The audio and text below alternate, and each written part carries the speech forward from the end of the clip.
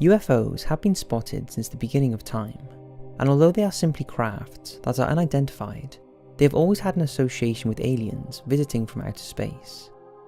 But spotting something in the sky and claiming it to be of extraterrestrial origin is one thing. Actually having a fatality or a disappearance linked to the sighting or pursuit of a UFO, and you take things onto a whole nother path. Now, these stories may seem hard to believe, but we can say with almost certainty these people unfortunately passed away or are currently missing, and the links between them and supposed aliens or UFOs is startling. As always, sit back and enjoy. Carl Hunrath and Wilbur Wilkinson. On November the 11th, 1953, just 2 weeks before the infamous Kinross incident took place, Carl Hunrath and Wilbur J. Wilkinson hired a small plane from Gardena Airport in Los Angeles. They submitted no flight plan, and the plane was piloted by the inexperienced Hunrath, who the previous day had told friends that he believed a UFO had landed nearby, and that some people had left Earth and travelled to other planets. He then told his confused friends not to be alarmed if the same thing happened to him, as he was going to find the site. Hunrath had long claimed that he was in contact by radio with an extraterrestrial race known as the Masurians, and was determined to seek out a way of getting to their homeworld. However, this trip was to be the last time either of the men were ever seen again, as they disappeared seemingly off the face of the Earth, and left behind a trail of unanswered questions, leaving us wondering, did they find what they were looking for? Shortly after they disappeared, Wilkinson's wife gave an interview, and explained that her husband and Hunrath firmly believed the end of the world was near, and that the Masurians were plotting to invade Earth. She revealed the pair were obsessed with UFOs, and she showed them a den where her husband had a collection of unidentified craft pictures, and bizarre pictographs that he believed were written in an interplanetary language. She also said that the family had only recently moved back to California after her husband's old friend Hunrath told them he knew where a flying saucer was. But Hunrath wasn't just an amateur in this field. He had links to the controversial UFOologist George Adamski, who claimed to have photographed spaceships from other planets and had met with aliens. Although Hunrath had fallen out with Adamski after he had invented Bosco, a device intended to bring down flying saucers.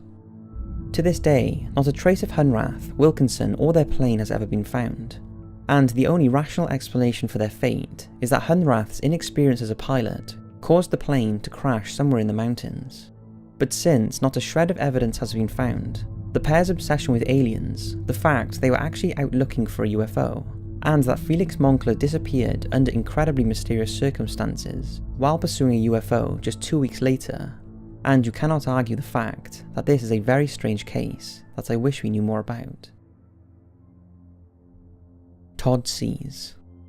At around 5 AM on the 4th of August 2002, 39-year-old Todd Sees left his Pennsylvania home to go deer spotting on the Mantor Ridge mountain range, just behind his home in Point Township, telling his wife he will be back by midday.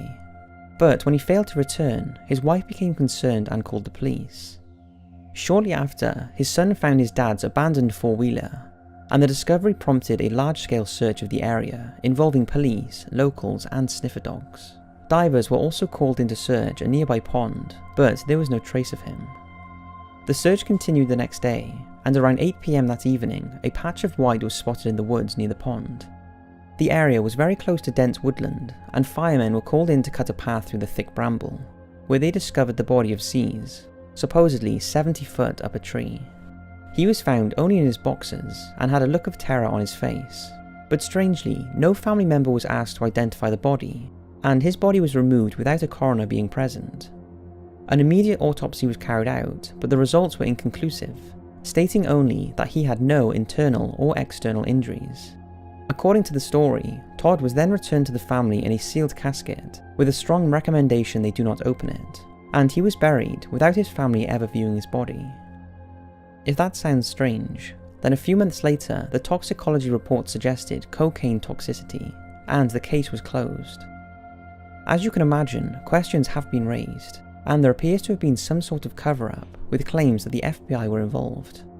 For starters, Todd's body was found in an area on his own property that had been intensively searched the day before they found him, suggesting that he had been somewhere else and his body was put there after his death, Also, the physical condition of his body was apparently more consistent with a death that had occurred days or weeks previously, rather than just a few hours, as was the case. It later came out that on the morning Todd left his home, at least 3 local people reported seeing a disc-shaped UFO over Mantor Ridge. This, along with numerous accounts of the FBI being first on the scene, as well as the lack of press coverage, leads many to point to a cover-up.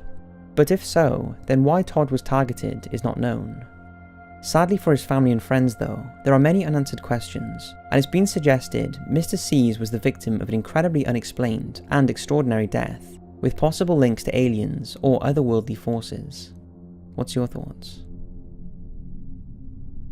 Joao Prestes Filho.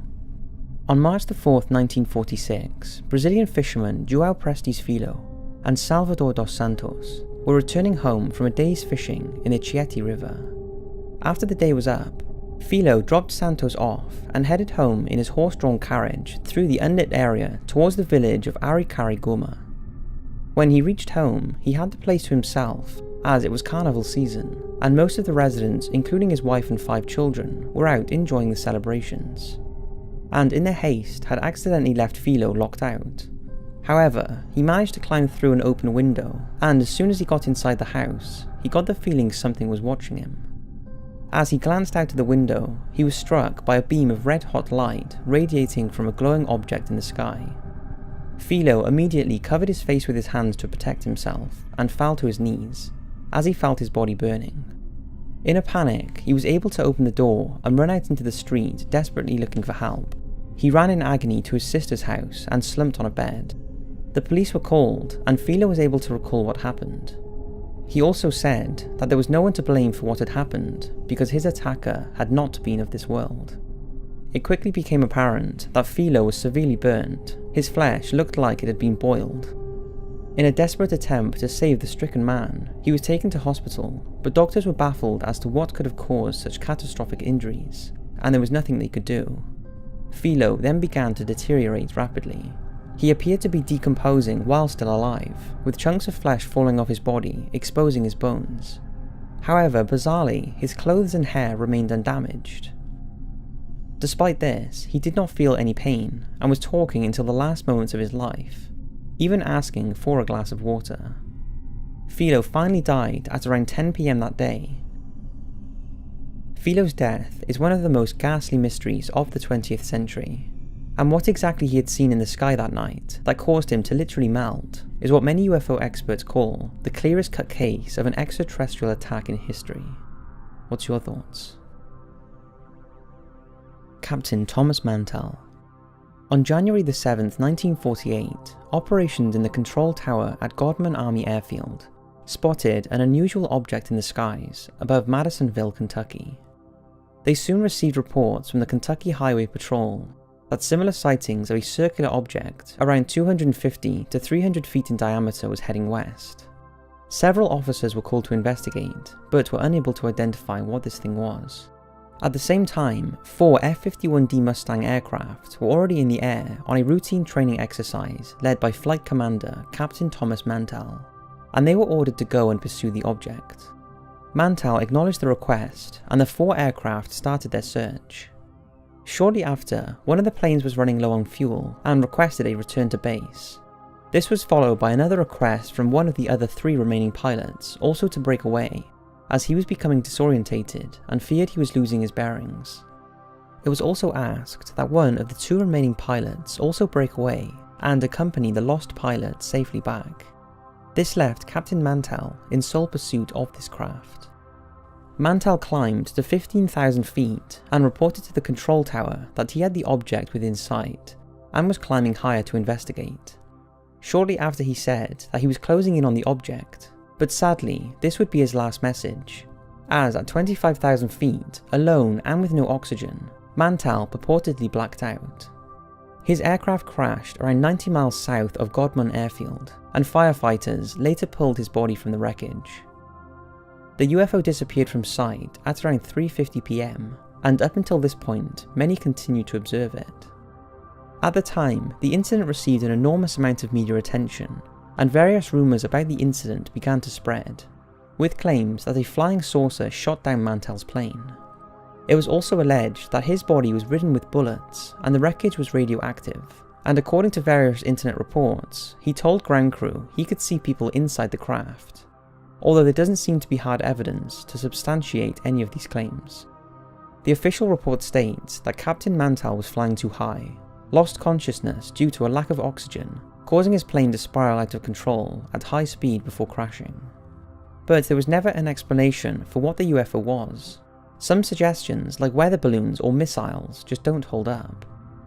What is telling is that a marker in honour of Captain Mantell actually states he died in pursuit of a UFO, so there is no question about it that he was pursuing something.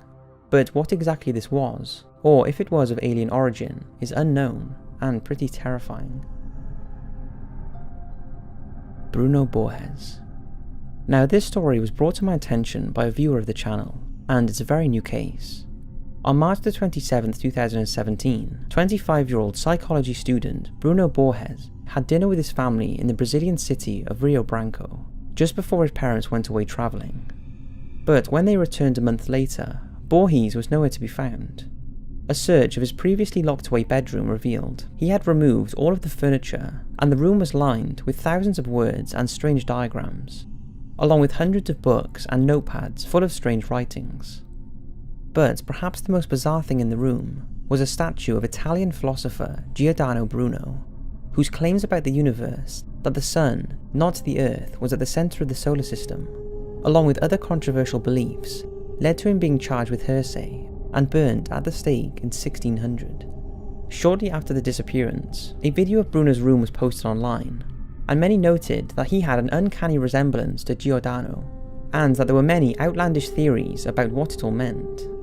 This led to speculation that Bruno had been abducted by aliens, as there was a self-portrait of Borges standing with an alien, and unusual signs associated with Satanism and the Illuminati on the bedroom floor.